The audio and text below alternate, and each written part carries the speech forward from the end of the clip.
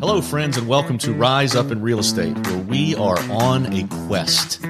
We are looking for the extra in the ordinary. And I'm Tad Fulford, and I will be your host on this journey where we will take an honest look at what makes ordinary people extraordinary.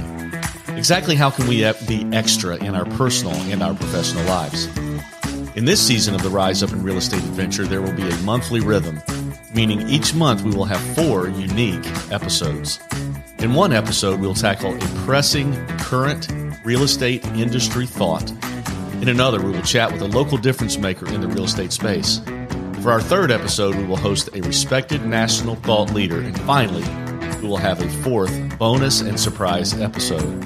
And in each episode, we will be digging into not only what those people think, but who those people are. Along the way, it's my hope that you'll laugh some, you'll be challenged some, you will get inspired some, and if we are lucky, maybe even figure out a way or two you can rise up in your own life and be the best human that you can be. So the challenge is, let's all rise up.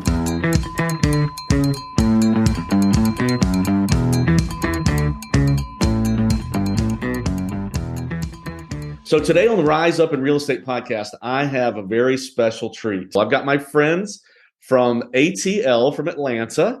I've got Kristen Jones and I've got Megan. I'm so happy that you guys are here. Can you introduce yourself real quickly to our we call it Rise Up Nation. Give us a hello, if you will. Hello, Rise Up Nation. It's Kristen Jones. Hi, Megan Wyatt here. Megan probably thinks you thought I forgot your last name, didn't you? Even if you did, I'd still love you. I didn't because I felt like it was so super formal. Like, this is Kristen Jones. Like, I thought it was, I don't know, this is not a talk show. This is just a podcast. So I learned when I was doing this the first time through that there are 850,000 podcasts out there, which is crazy to me. I heard that on your intro. Yeah. Who listens to all of those? I mean, that's bizarre, but I do listen a lot in the car. Glad to have you here. People that listen to Rise Up in Real Estate understand that the whole point of this is to increase connections between people. So I'm really excited to have you. The reason they're on here is because Mandy and I just love these two ladies. We run our businesses very similarly, I think. We have basically the same core values, the same approach to things, same mindset. We've known each other for a long time in the RE/MAX network. I should tell you, ladies, this is, by the way, it's not a RE/MAX commercial, but I did want to tell them what brand you were with. But we just have so much in common. I thought it'd be neat to have you hear from someone else that runs a brokerage. So tell us real quickly before we dive into real estate for a minute about your life before real estate, if there was one. Like, who are you? Like, where were you born? Let's start with that. Where were you born? I was born in Atlanta. One of the few Atlanta natives I hear, but I know a lot of them. Born and raised here. I went to grade school in Atlanta, went to Georgia Tech in Atlanta. Go Yellow Jackets. Go Jackets. Well, we don't really want to talk about them right now. Great schools for an education, not so great if you're a football fan. But they do have a good golf and tennis team, I hear. Yeah, golf is an important sport. So that's, I know. I thought you would like that. What was your major when you were in college? Industrial and systems engineering. Oh, wow. I can see that. I can see that. You're always, I feel like you're always kind of sitting in the background. You're analyzing stuff and you're always making a judgment about how great things can be. I can see that. You know me very well, Tad. Am I that obvious? I didn't. I'm also know the person who counts the number of groceries in the cart in front of me if I'm in the 10 and under line, because it exists for a reason. There's a system and there are rules that should be followed. That's awesome. That's Kristen talking, by the way. You'll catch their accents as we go along, but that was Kristen. Megan, where were you born? Are you also an Atlanta native? I also am an Atlanta native. I've lived in Georgia my whole life, except for 4 years when I went to college in South Carolina, actually. Where did you go to college? How did I not know this? Presbyterian College in Clinton, South Carolina. Did you play a sport, or were you as a scholarship, or what made you choose that school in South Carolina? Academic scholarship, but my brother went there prior to me and had a lot of friends. He is about 2 years older than me, but 1 grade. So I had a lot of fun visiting him when I was a senior in high school and made a lot of friends and ended up going up there. Did you like it? You stayed there the whole time? I did. I loved it. And what was your major? Wait, accounting.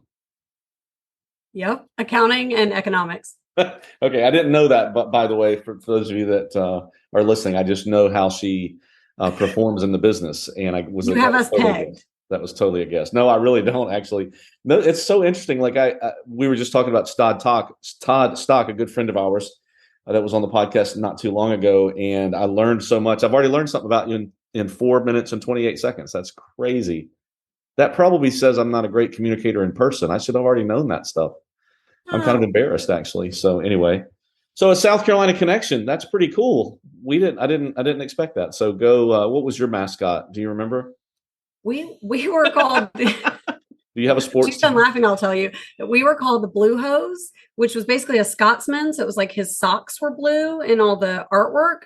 But then we had T-shirts that said, "What the hell is a blue hose?" And it had like a blue garden hose and other things. So I didn't pick the mascot, but that was what it was. Blue Hose, HOSE. That's correct. Stockings of a Scotsman. Oh, okay. Blue. Wow, there's a lot to play with there. Literally, I can't even. I don't even know where to go with that. And Georgia Tech actually played Clemson this year already, first game of the year, and they played pretty well. They were expecting to blow Georgia Tech out, and Georgia Tech held their own. So there's hope, don't you think? Never underestimate a jacket. I like that. Look you should see her. I wish you could see her face. Like that was very intimidating when she just said that. Are you guys Braves fans? Of course. I will say this though. So we were both born and raised in Atlanta. When I was in grade school, they used to give free tickets to straight A students. So you made straight A's, you got free Braves tickets, and we didn't go because they were so bad. And I started at Georgia Tech the year and was on campus the season that the Braves went from worst to first. And if you want to talk about a celebration on Georgia Tech campus, it was nuts. That is crazy. So they actually gave high school kids that had straight A's, they gave them tickets to the game, but they couldn't give tickets away back then, right? I mean, no. Now they wouldn't do that. They don't do that now, do they? I don't know. I'm not in grade school anymore, but I would think not. Right. So tell me about your families. Speaking of grade school, tell me, I know we'll talk real estate, but I know what your real passion is. Talk to me about your family a little bit. Tell us who you are married to and your children. Megan here. My husband is Daniel, and we've been married since 2008. Yeah, that's right. And I have a daughter who turns 10 in about a week and a half. It's really hard to believe. And her name is Macy. And she's a dancer and just the sweetest thing. That's cool. I forgot to ask this. Did you go from college? Both of you go from college to real estate? I did. And Kristen can tell you her background after, but I economics and accounting major, but knew I wanted to own my own business and did not want to go to more school because I was ready to be an adult. I've always been kind of called an old soul, and I was just ready to work and be an adult, basically. And so I was an officer in our business club, and we would have outside speakers, and we had a Subway franchisee, and we had a real estate company come. And so that's kind of where I got some information about franchise ownership and real estate. Decided to go into real estate straight out of college. In fact, I worked with Kristen and her mom's team, like making flyers and stuff before I even graduated. So I did like the administrative side to be around it and see if I liked the industry. Yeah. And then I graduated in 2002 in May, got my license online in 30 days, had 3 buyers in the car of June of 2002 when anybody with a pulse could sell like 5 houses a year. So kind of hit the ground running straight out of school. That's amazing. And then things slowed down a little bit in 2007, 2008. So you got married. You picked Daniel. You couldn't find any more buyers, so you picked your husband. There you go. Well, the other piece of that is Kristen and I moved to the agent support side, like the non-sales side in 2005. Okay. And then the market crashed. So, right. Well, and agents, we were owners when all that went down. They needed a lot of support. So tell me about Kristen, tell me about your family. So I'm also married to Sean Jones. Also got married in 2008 and also have a 10-year-old daughter, Ella Grace. She's a tennis player. And started lacrosse last year. But Megan and I joke because we lead similar lives, but it's like we've had the same time and the same income at all of the stages of our ownership. So, when we had enough money and enough free time to get a life, we both kind of got one. We got married within a few months of each other, had kids they were 11 weeks apart to the day.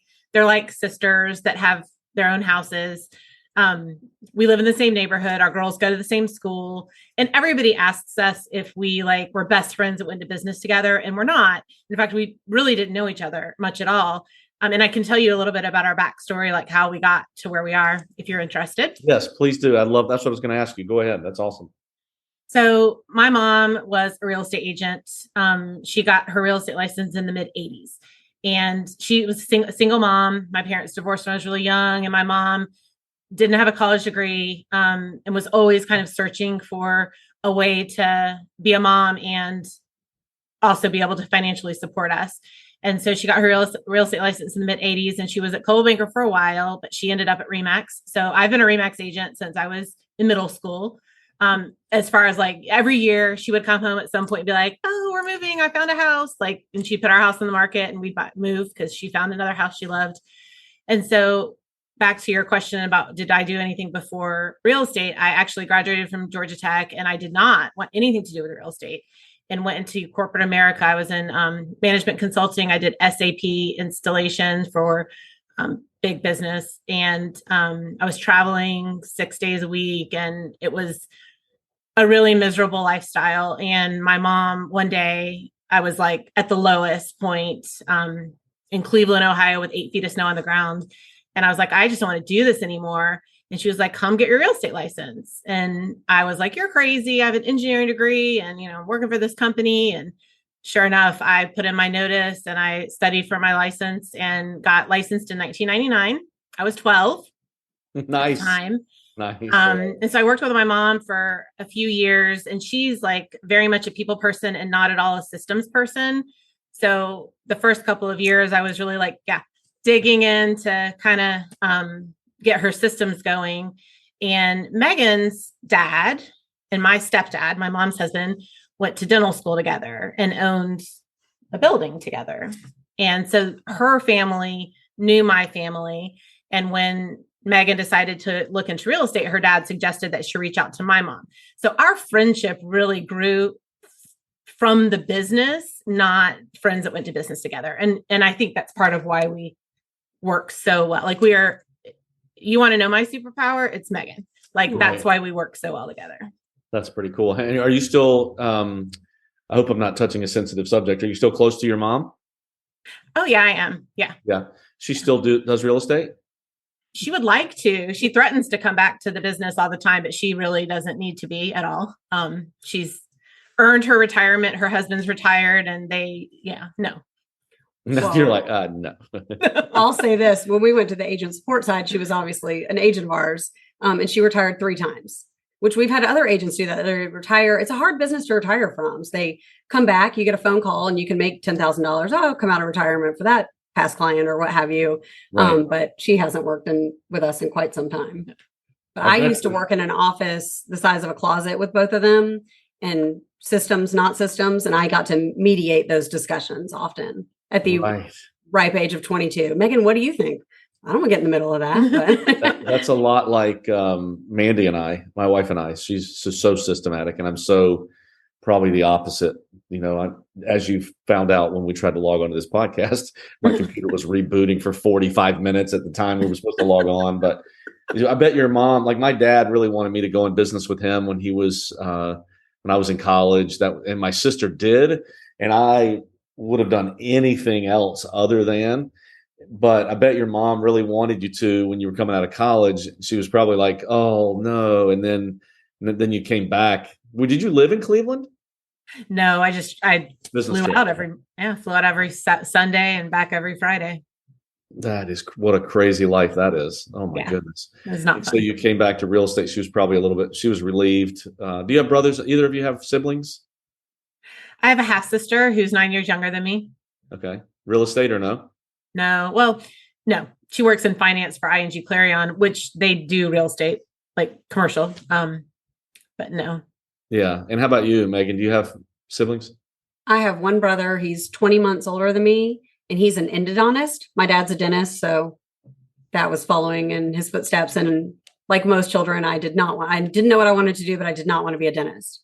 And fun family fact, we all go on family beach trips together, and they have to close their offices because they have to be there working with their hands to make income.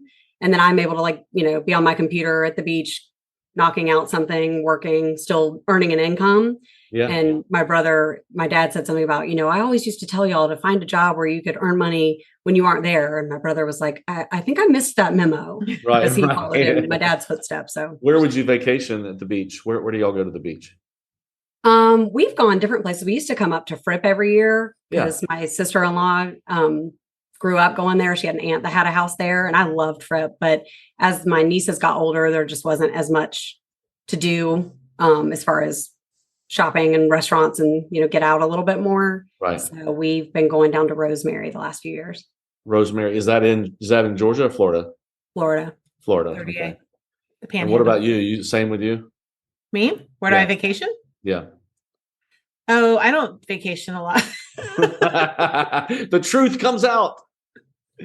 Yeah. I'm a terrible planner. And my husband used to be a really good planner. Like before we had a child, he would plan things pretty regularly. And we really have gotten kind of lazy with that. And we talk about all the time that we need to be better, but I love to go to the mountains. We go to Blue Ridge. Like I love 4-day little trips. Right. I'm not as good on a week vacation. I like being at home and miss that. That's interesting. I wish that you could. It's so fascinating for me to talk to you guys being in a, I'm guessing that Atlanta is considered a large market.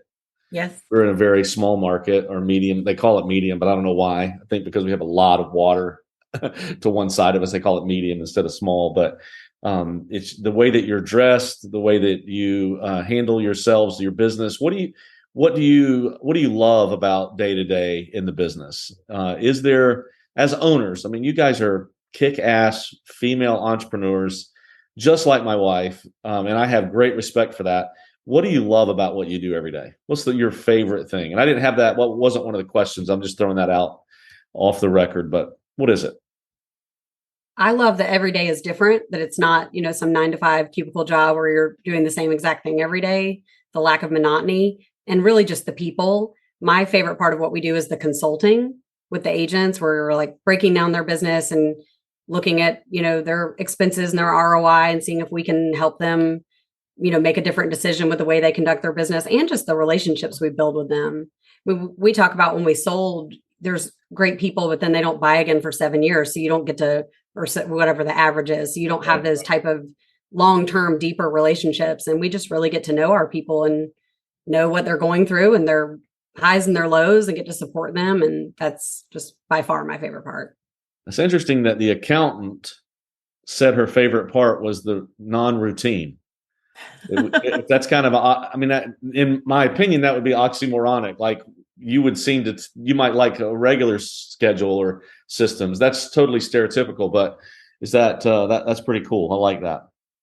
Kristen and I we have different strengths, but neither of us is super weak in each other's strength. Like she's very systems oriented, maybe more gregarious and people person than I am, but certainly great with systems. And then I'm very systems minded, but I'm not I'm great with people too. So it works. Interesting. I love that. What's your favorite the training part? Though that I leave to her. The training. What's your favorite part, Kristen? Is it the training? Not necessarily. I mean, the development. When I was in consulting, I was in the section of the company called change management. So it was dealing with managing the people through change. And that to me, running a business is stressful. Being a mom is stressful. Being a human being these days is apparently fairly stressful. And just being able to walk with people and partner with people through that process and be a light or a shoulder or somebody that can, just say a few things. Like it's not, a lot of this isn't rocket science, but just being able to be that kind of lifeline for people at times and really to celebrate their successes. I mean, I used to say when I sold real estate, there was nothing better than sitting across from a family buying their first house and handing them the keys. And now I get to really go through life-changing transformation with people from a financial perspective. And we hired an agent a few years ago who we have these sessions. Megan said that what we really love is the consulting portion of what we do. And we're pretty big on that. We've gotten to a point where we are fortunate enough to have leveraged ourselves with a great team of people that really run the day-to-day. Like, it's amazing. So we get to focus on the fun stuff, which is pouring into the people. And so we have these sessions that we call WhyMax sessions. And it's, what is your why? What drives you to get up every day and do the things that you get to do to fund the life you want to lead. And we sat down with this individual a few years ago to talk about her why. And really, Megan did it. She did a budget with her and went through, where she was financially, the debt she wanted to pay off. And her why was that she wanted to buy a farm and have acreage. And she's been with us for 3 years, and she closed on a farm 2 months ago. And you can't beat that. Right. Isn't it amazing? I think that's why we resonate so well together, is because our heartbeat every day, and we've talked about it on this podcast quite frequently, is to help people build the business to live the life they want to live. But there's a joy there, like what you just said, right? When I see agents on vacation, or I celebrate those things. I've had agents that we've hired, and I'm sure you have too, that have been ashamed to put their vacations on social media because their past broker would ridicule them for being off work. And it's exactly the opposite here, right? When I make a phone call to an agent, I'm not asking about their production. I want to know, how their night was or whatever. But on the other side of that, and this is something you can help me with maybe, is there's a lot. The last 2 years has been really, really, I have sat with people going through divorce. We didn't lose, but somebody in our association we just lost a person. There's been a lot since COVID, and I don't want to blame it on COVID, but I think there's a perfect storm of something we were super scared of nationally, worldwide maybe, and also a severe increase in our business just made us completely, I don't know what happened, but everybody went crazy. There's a lot though. How do you handle that? I can't, it's sad. It's hard, isn't it? Or you guys just let it roll right off? No, it's so hard. And it isn't COVID. It was the messaging during COVID, the constant being fed doom and gloom. And even through hard things, we like to look at the hope in things and give perspective. And I remember we don't do as much video as you, but I did a video to our agents, just kind of saying, if you need a lifeline, let us know, because we couldn't get in person. And one of my agents said that her husband heard it and was like, sounds like a minister. It was just like loving on people, just giving perspective of, it's not, even through hard things, there's something to be positive about or hopeful about. And that's kind of what I see our role as leaders, is bringing that perspective or potential upside, or when things are hard, not sitting in it, but figuring out what you can control and working through it. And sometimes with us this past year, it's just been taking some of our agents that are so ragged, dealing with the emotion of their own personal experience, their clients going through all the things that have been going on the last couple of years, is okay, we can't change any of that, but would you like some lobster? We'll take you out to dinner. What can we do? We can't solve these problems, but we can acknowledge them and love on them a little bit. And that's been our approach, and it's not made it necessarily better, but we let them commiserate, I guess. And that you feel the same way, Kristen? Yeah, I do. It's been fun to see my own transformation over the years. I'm very much an empath. I feel people's feelings so deeply. And we had a situation many years ago that was really difficult. And I remember being on the phone with Megan after kind of navigating it and thinking, I told her I haven't cried. Is something wrong with me? Am I cold now to the challenges that we face or other people face? And I do think there's just been some maturity, or I don't know, maybe it's just self-preservation, but I am available for people. I will hold their hand and walk with them, but I don't take it on anymore personally. I can't, I am a mom, I'm a wife, I'm a business owner, I'm a business partner. I'm a leader to our team and our agents. So I cannot take on the weight of some of the burdens that people are carrying. I'm happy to help them carry it. I'm happy to point them towards resources. We've loaned people money before, but I can't I can't take it on like it's my own anymore. And that has absolutely been a transformation over the years.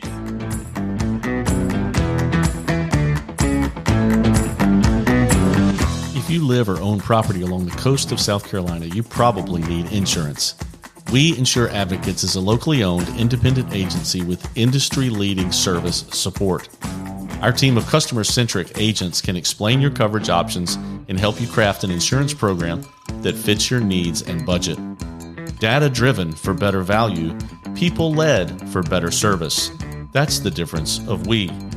For all of your property insurance needs, please find us at weinsureadvocates.com or call us at 843-491-6990.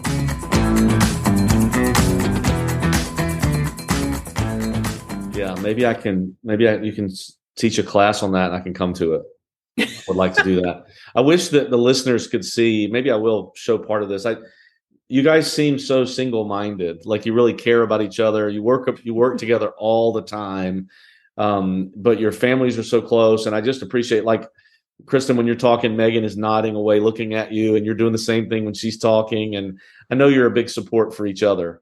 And I do think what you're talking about, I think, is just emotional intelligence, being able to discern what you can and can't take on. Yeah. And that's a big, I hope the listeners are picking up on that, because I feel like our agents carry a lot of crap from their clients that they shouldn't. A lot of pressure from the beginning, like there's a commission tied to it, but then performance, comparison, the whole thing is hard. So I appreciate those words very much. Well, I appreciate that. I mean, Megan and I are so fortunate. And look, we would not be where we are today. We would not be sane if we didn't have each other. So, right. When I am weak, she is strong. Sometimes we're both weak and we can hug it out and be half a person and make one at least. We joke that we share a brain, and sometimes like I can't think of my words and I'm like, well, you must have the brain today. But our friendship and partnership is truly the biggest blessing in it all. And that old saying, I don't know, you want to go somewhere, go alone. You want to go far, go together. What's the saying, Tad? Do you know it? Yeah, that's right. You can go fast alone, but you can go far together. Yeah. I like that. Well, do you both drink wine? We do. Okay, yeah. That helps. That does. Yeah. That's, my wife is so pregnant right now, and she can't. And I think I'm going to have to send her right to rehab when she has this baby. Like January, it's going to be something when we have this. Your wife is an amazing woman. I mean, I have one child. Not to take anything away from the dads out there. I know the kind of dad that you are. Like, I have seen your heart and your father spirit and who you are and how you show up. But I make this joke. I could be like, my husband could be on the couch watching TV, and I could be like in the foyer of our house with a dagger through my heart, bleeding out. And Ella would be like, Mom, can I have a sandwich? Make me a sandwich. Like the mental load of the mother, and I feel like I do a lot of the stay-at-home mom kind of things, and I run a business, and it's a lot with one kid. Like Mandy is Superwoman. Well, I hope the female entrepreneurs that are listening right now will connect with you guys. We're going to put if you're comfortable, I'll put your contact information in the show notes. But these ladies are running an organization with 150 agents approximately, and a lot of volume, 150 people is no joke. And it is serious the way, and your mom and those things are first. Like, that's what I tell Mandy that almost on a daily basis. She asked me one day, or actually a friend of mine said, why did you, I was playing golf with this guy, and he said, why did you choose Mandy?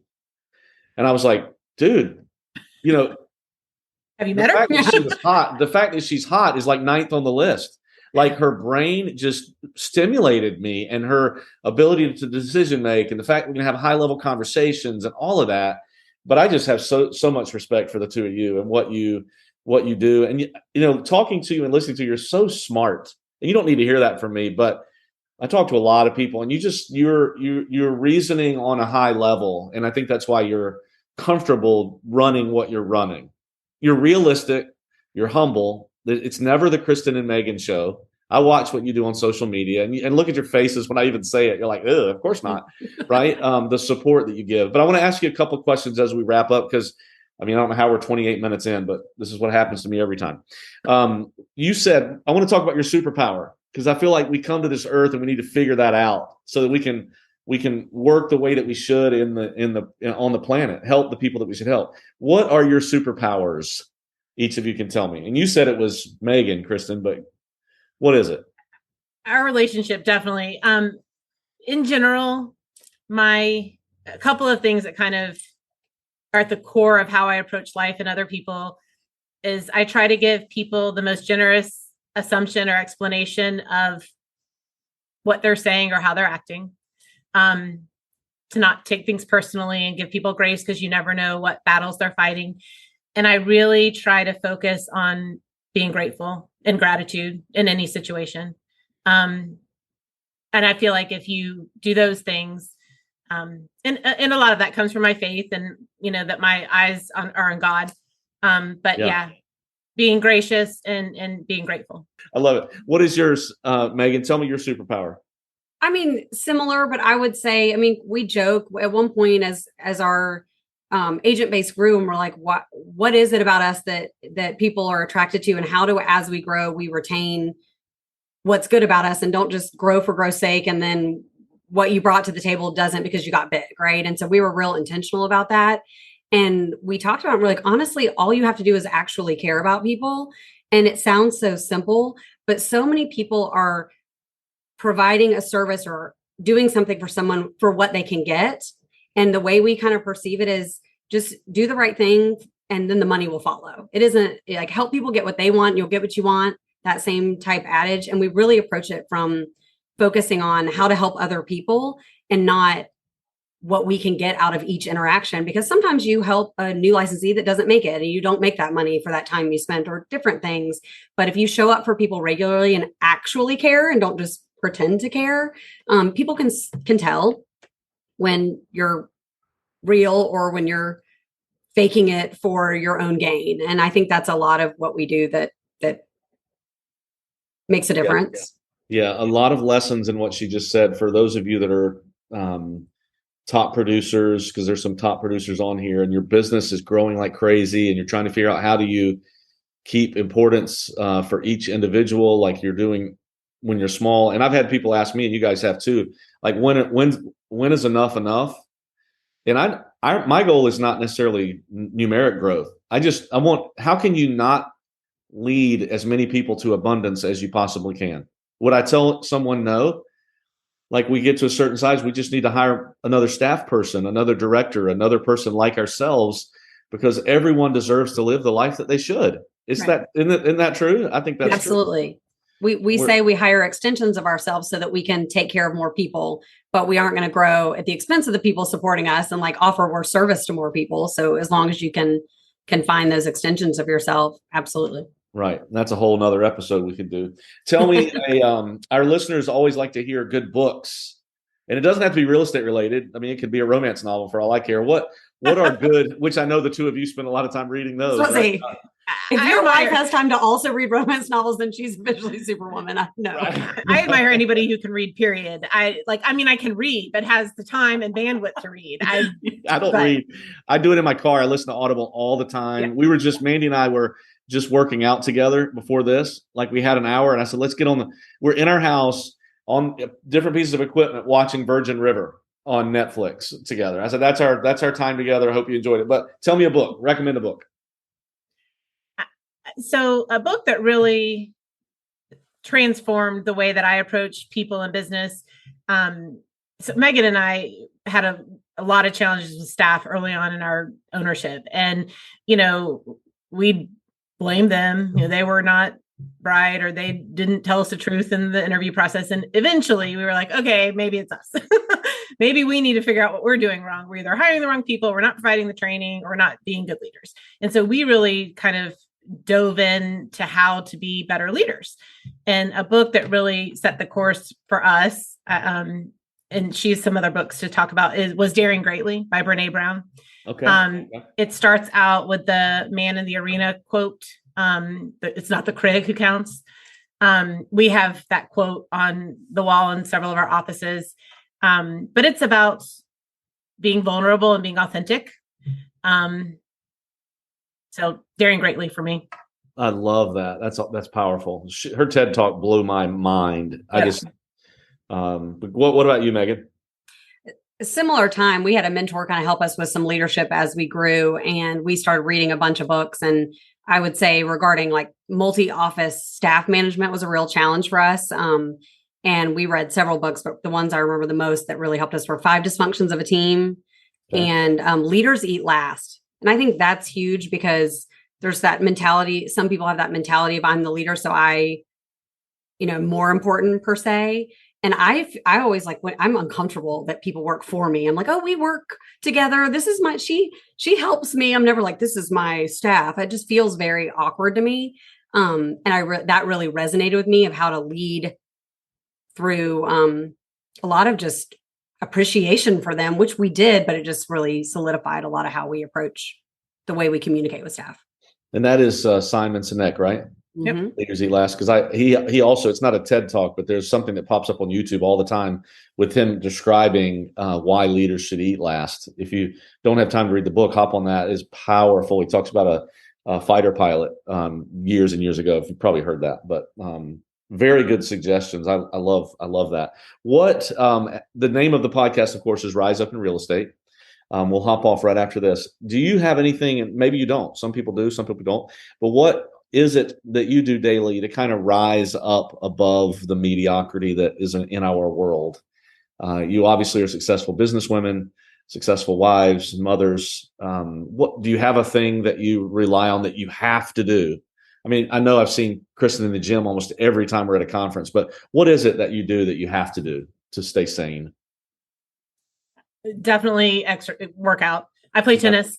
That is for me, like my release is the only thing I can do that I'm not thinking about anything else. I'm like there in the moment. And honestly, something that I've done since my daughter started at Greater Atlanta Christian School was a Bible study.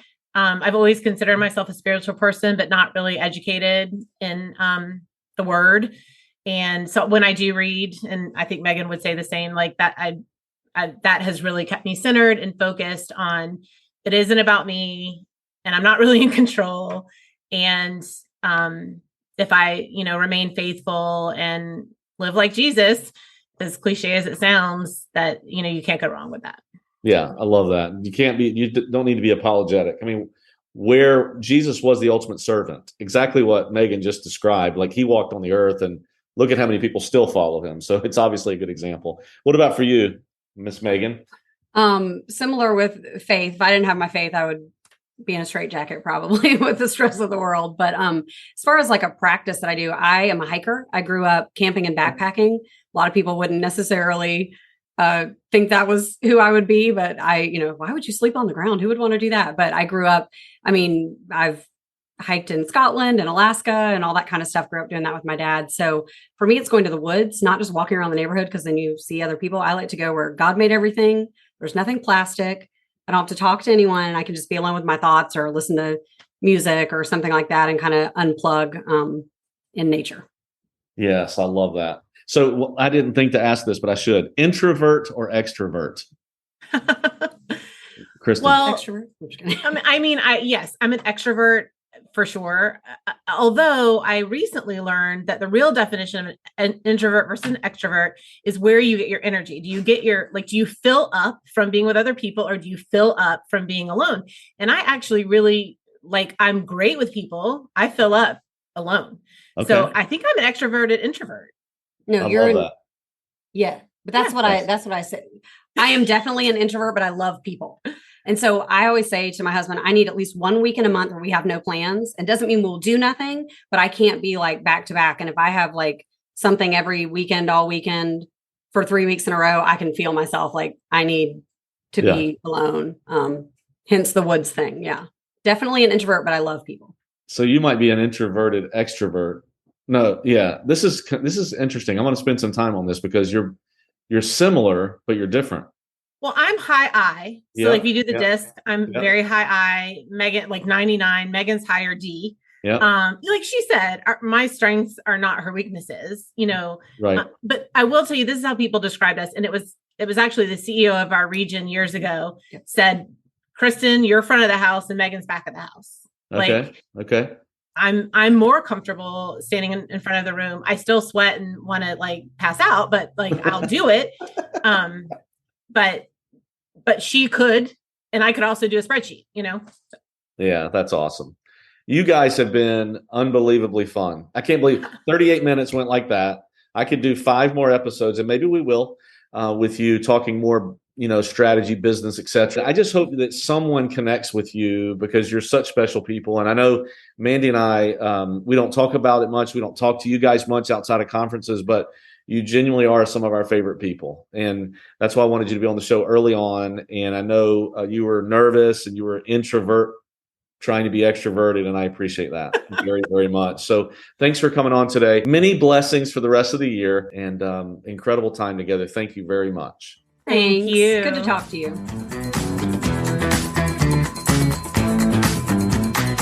Well, hey, that's a wrap, folks. Thank you so much for listening to Rise Up in Real Estate. If you liked hanging out with us today, please find us on Facebook, Instagram, and YouTube at Rise Up in Real Estate. Also, follow us right now on your favorite podcast host to hear more episodes. We really appreciate you spending some of your time with us. And until next time, let's do each other a favor and all help each other rise up.